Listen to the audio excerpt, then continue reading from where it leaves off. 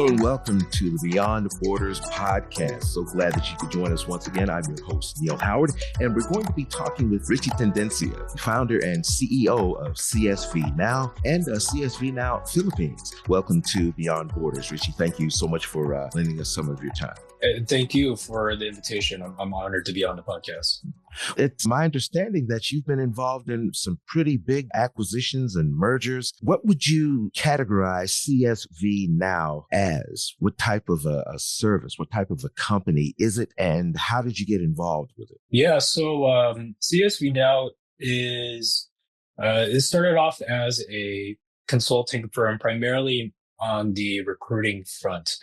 So helping with workforce management planning, executive searches, retain, and then also RPO services. So that's kind of how it first started.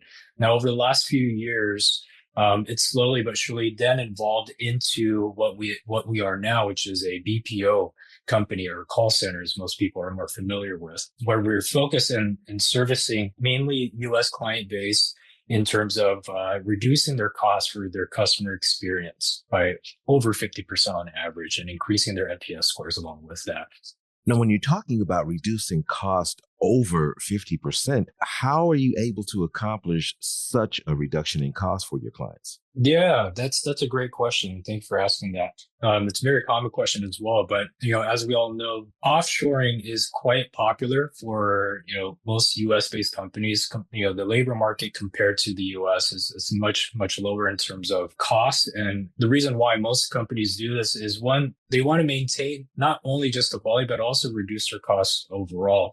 And so being in the Philippines market specifically allows for that reduction in cost, specifically in that range of 50% and more, to be able to, one, afford it for our clients, and two, maintain that quality, if not exceed it. Do most of your employees work in a brick and mortar? Are they home-based? All of our agents are in an office. I would say a fairly brand new office. It's about 3 to 4 years old. The building's about 3 to 4 years old.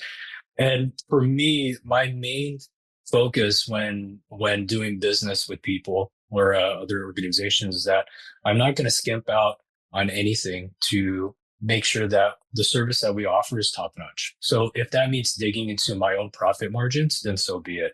In business in general, what you have really is you have your reputation, right? And if you have the reputation of cutting corners just to increase little margins in your profit margins, then it's not a great reputation because it'll be reflective of the quality that you have. So I'm willing to spend the extra dollars just to make sure that what my clients are getting from me and my company are getting the absolute best.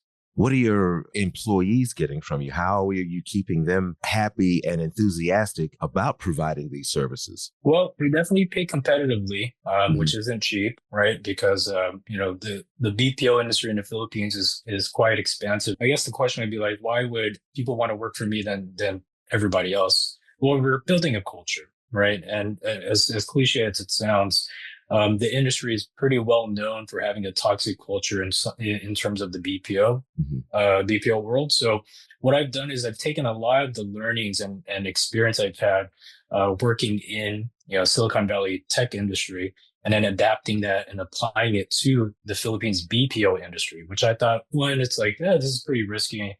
But two, you don't reap the rewards if you don't take risk. So with that in mind, we do a lot of personal coaching. We do a lot of enrichment activities, a lot of team building events.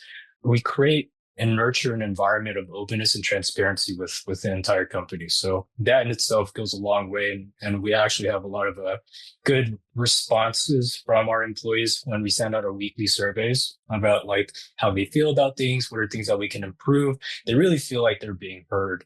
And a lot of the things that they're recommending is being applied. So it's a constant iteration loop of improvement within the company.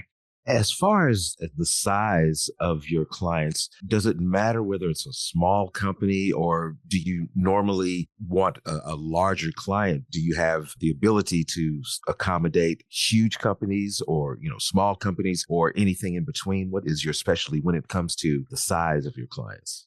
Absolutely. So what I've noticed is there's a very clear gap for the SMB market, where a lot of people in the SMB market don't necessarily need like a large player, for example. Like the larger players can't service the SMB market. And when they try to do that, it's actually more of a headache for them because it costs more overhead for them to try to take the business. And then it becomes like a cookie cutter approach where it's like, okay, here's the template. We're going to try to copy and paste it into your business model. And you guys have to adhere to those standards. Whereas where my business comes in is we are not just your typical BPO.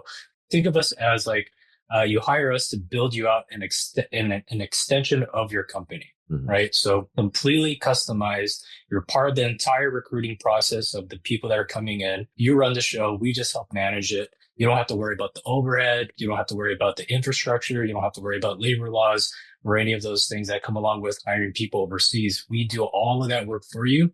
And it's also an extension of your company. So that's where we kind of come in, and we saw an opportunity within this specific niche group, which is the SMB market. Now, when it comes to larger players, we're not afraid to take those on either. We have the capacity to basically exponentially grow anywhere from 10 to 500 within a snap of our fingers.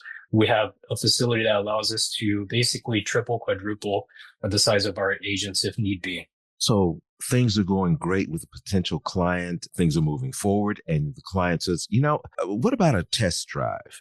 Oh, yeah. We actually encourage and we offer pilot programs. Typically, we do first 2 weeks free.